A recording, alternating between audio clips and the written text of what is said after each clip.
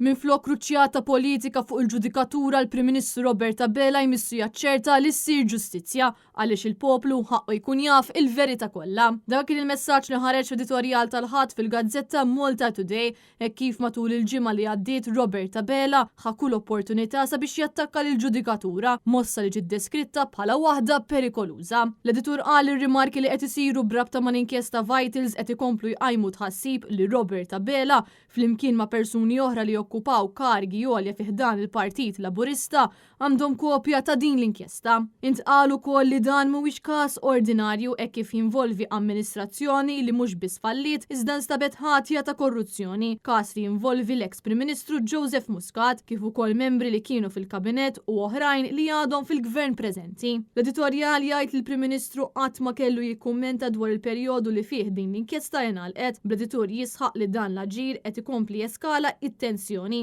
sitwazzjoni li kapaċi tinbidel fi problema ferm akbar. Intant l-editur sostna li Roberta Bela għandu jaċċerta li toħroġ il-verità kollha brabta ma' dan id-dil fraudolenti għaliex il-poplu Malti u Awċi hekk jistħoqlu. Appell simili għal dak tal-Partit Nazzjonalista hekk kif jum wara ieħor qed jinsisti sabiex l-Avukat Ġenerali tippubblika din l-inkjesta b'mod sħiħ.